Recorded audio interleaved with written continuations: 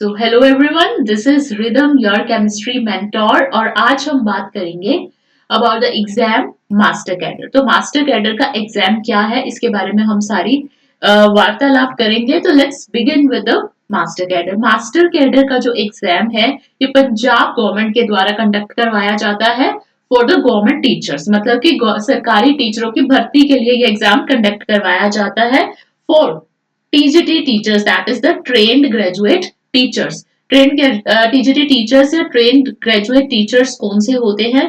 They are from 6th to 10th grade, मतलब 6 से 10th class को पढ़ाने वाले जो गवर्नमेंट टीचर्स होते हैं, they are the TGT teachers. ठीक है, तो मास्टर कैडर का एग्जाम अगर आप क्वालिफाई करते हैं तो आपको 6 to 10th की क्लासेस प्रोवाइड करवाई जाएंगी for your respective subject.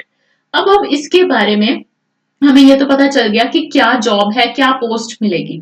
Now what is the eligibility, हम एलिजिबल हैं भी या नहीं है, हम उसको समझ लेते हैं सबसे पहले। तो फर्स्ट ऑफ ऑल हमारी जो ग्रेजुएशन है वो कंप्लीट होनी चाहिए, प्लस जो आपकी बीएड है वो करी होनी चाहिए। मैं यहाँ पर मास्टर कैडर साइंस की टीचर हूँ, so I will be talking more about science.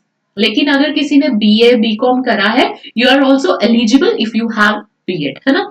तो फर्स्ट ऑफ ऑल जो मैंडेटरी रिक्वायरमेंट है, पहली है आपकी बीएससी की डिग्री, चाहे वो बीएससी मेडिकल है, बीएससी नॉन मेडिकल है, या फिर चाहे वो फिजिक्स है या केमिस्ट्री है, या particularly biochemistry, biotechnology, all of the these things which all are the subjects that will be included over here. Then there is beard, फिर साथ में आपकी जो beard है that must be completed.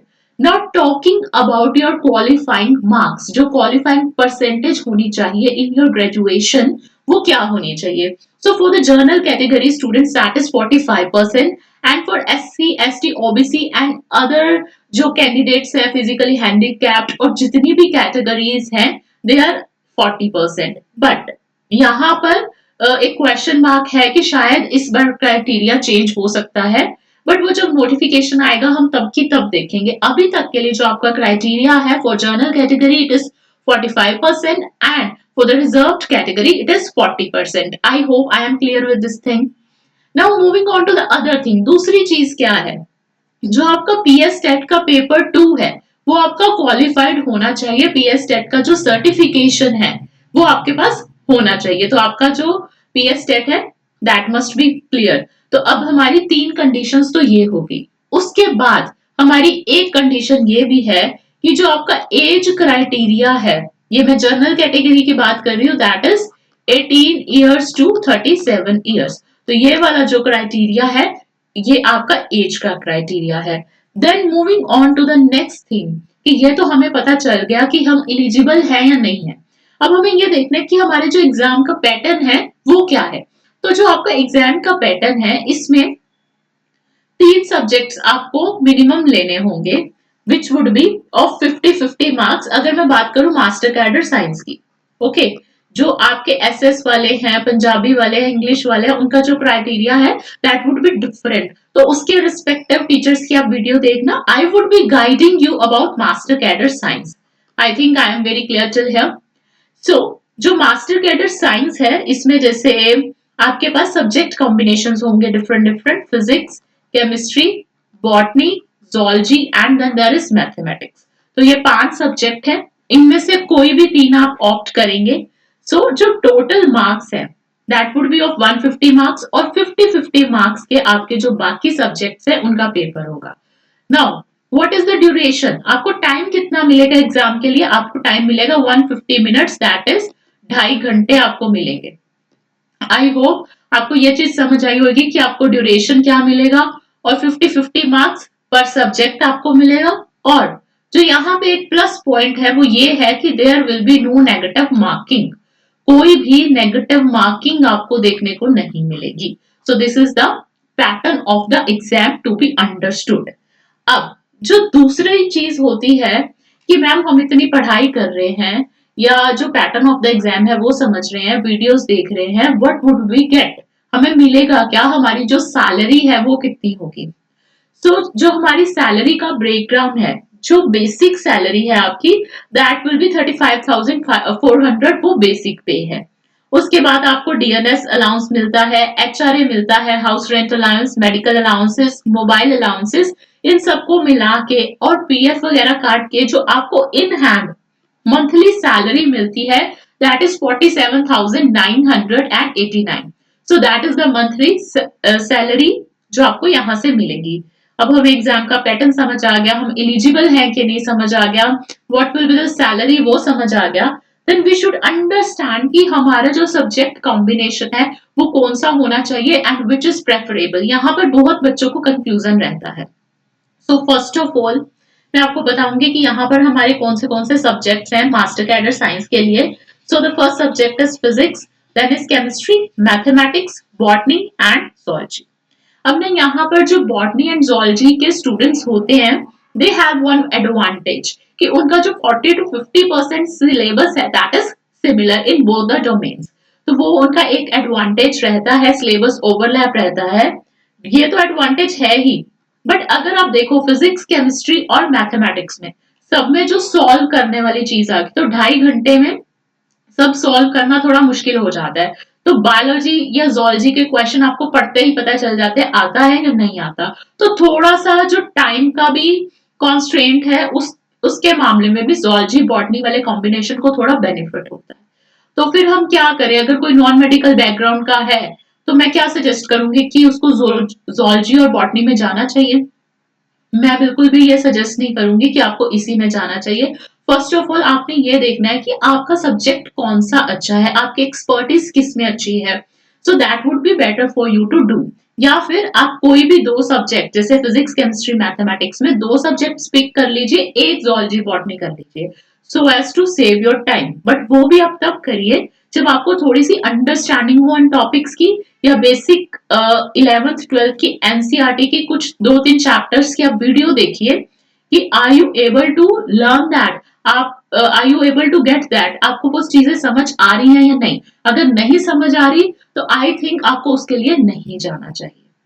तो ये आपको जो सब्जेक्ट है बहुत ही सोच समझ के चूज करना है. आगे जब हम कट ऑफ की बात करेंगे तो आपको पता चलेगा कि अगर आप दो सब्जेक्ट बहुत अच्छे से प्रिपेयर करते हैं और एक सब्जेक्ट आपका माइल्ड भी है, then also you are going to clear this exam. So let's understand that also कि कट ऑफ रेंज वगैरह क्या जाती है और हमारी क्या स्ट्रैटेजी होनी चाहिए. तो बेसिकली मैं आपको सबसे पहले केमिस्ट्री पढ़ाऊंगी. मैंने इस चैनल पे लास्ट ईयर स्टार्ट करा था, बट फिर मुझे समझ आ गया था कि जो नोटिफिकेशन है ना वो 2026 में ही आएगा. So I explored other options for me. लेकिन अब मैं इस चैनल पर डेडिकेटेडली आपको पढ़ाऊंगी. First of all we will start with master cadre chemistry. उसके बाद हम बॉटनी zoology पे शिफ्ट होंगे. मेरा जो कॉम्बिनेशन है वो ये है, that is your chemistry, botany and zoology. और इसकी ही इनके ही जो स्टूडेंट्स हैं वो थोड़े ज्यादा मार्क्स ले पाते हैं, तो थोड़ा तो एडवांटेज रहता है. तो आप अपना जो सब्जेक्ट है उसको वाइजली चूज करना. अगर आपको लगता है कि zoology बॉटनी आप कर पाओगे और ज्यादा मार्क्स ले पाओगे, क्वालिफाई कर पाओगे, क्योंकि देखो एग्जाम ये तो है नहीं कि हर साल कंडक्ट करवाते हैं, तो अभी अगर आएगा तो उसके बाद पता नहीं कब आएगा. So you have to choose your subject carefully. I hope I am clear with this thing. Now moving on to the next thing, that is the cut off. जो कट ऑफ जो लास्ट टाइम पेपर हुआ था 2021 के last में या 2022 में जो हुआ था पेपर, उसके जो हाईएस्ट मार्क्स हैं वो थे 113. वो सेम कॉम्बिनेशन था, आई थिंक फिजिक्स बॉटनी या जोलॉजी था, या केमिस्ट्री बॉटनी या जोलॉजी था, मतलब बॉटनी जोलॉजी था बीच में. So that was the highest cut off. और जर्नल के 85 अराउंड के मार्क्स थे जो हमारी कट ऑफ गई. तो हमारी जो लेवल ऑफ प्रिपरेशन है वो कैसी होनी चाहिए, यू कैन अंडरस्टैंड. और this is the thing which you need to understand. अब जो दूसरी हमें चीज का बहुत गहराई से ध्यान देना है वो मैंने आपको ऑलरेडी बताया कि हमारा सब्जेक्ट कॉम्बिनेशन क्या होना चाहिए. तो उसके लिए हमें क्या क्या चीजों किस चीज से डिसाइड करेंगे. सबसे पहले तो हमने ये देखना है कि कट ऑफ कितनी जाती है और आप 150 मिनट के टाइम में कितने क्वेश्चंस कर पाते हैं, आपका सिलेबस कितना प्रिपेयर्ड है या कितना प्रिपेयर्ड नहीं है.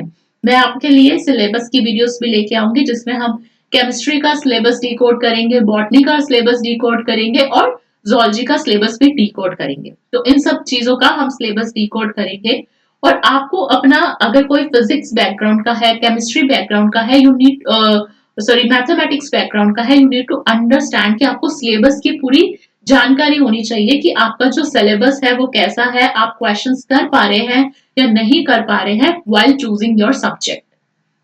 अब इसके बाद जो हमें बात करनी है गहराई से, वो हमें बात करनी है हमारी स्ट्रैटेजी क्या होनी चाहिए।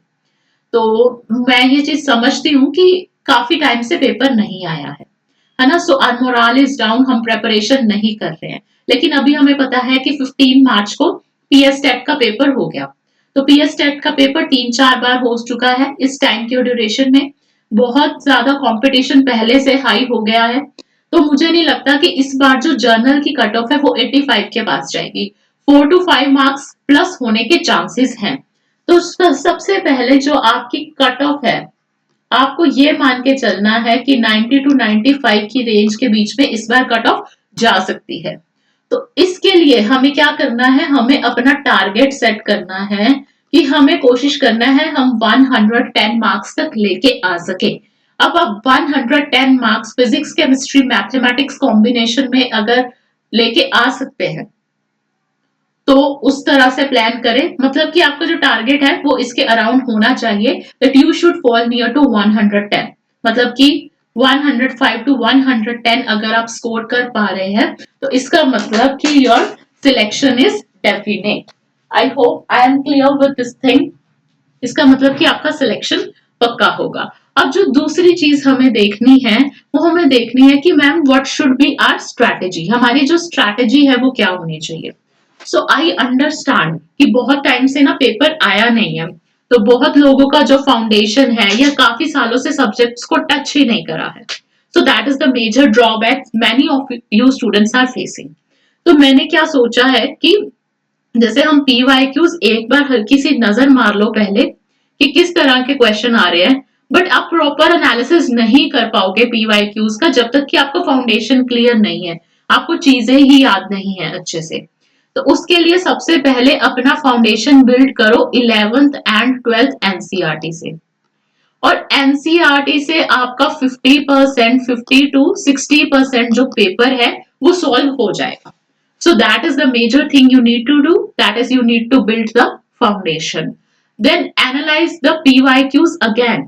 इसको पढ़ने के बाद फिर आपको पता चलेगा कि ठीक है अब इसमें से बीएससी लेवल का कितना आता है।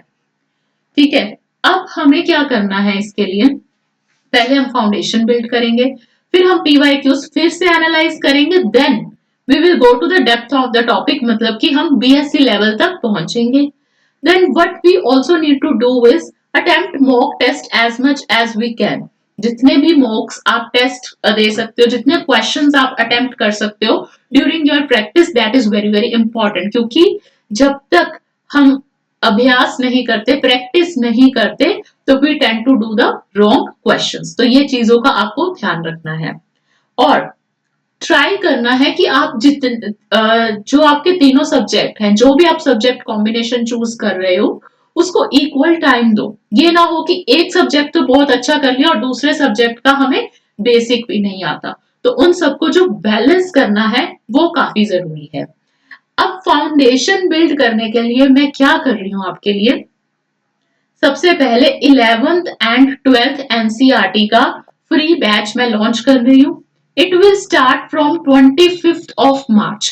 25th ऑफ मार्च से हम एनसीईआरटी का फ्री बैच लॉन्च कर रहे हैं, जहां पे आपका जो केमिस्ट्री की फाउंडेशन है उसको हम बिल्ड करेंगे। मुझे पता है आपने बहुत टाइम से केमिस्ट्री को टच नहीं करा है, मे बी आपका मोरल डाउन हो गया है, कोई भी प्रॉब्लम है XYZ या कुछ बेसिक्स में डाउट है, तो हम बेसिक से स्टार्ट करेंगे। इस जो कोर्स की डिटेल्स है ये कब तक कंप्लीट करेंगे, कब से स्टार्ट होगा, so will discuss it all. But 25 मार्च से आपका कोर्स स्टार्ट होगा from basic first chapter of your 11th class, और इसको लगभग लगभग हम 35 to 40 डेज का टाइम देंगे। 35 से 40 दिन पहले हम अपनी जो फाउंडेशन है उसको स्ट्रॉन्ग करेंगे। आई hope I am clear with this thing कि आपकी जो फाउंडेशन है वो किस तरह से स्ट्रॉन्ग होनी चाहिए, इसको हम स्ट्रॉन्ग करेंगे।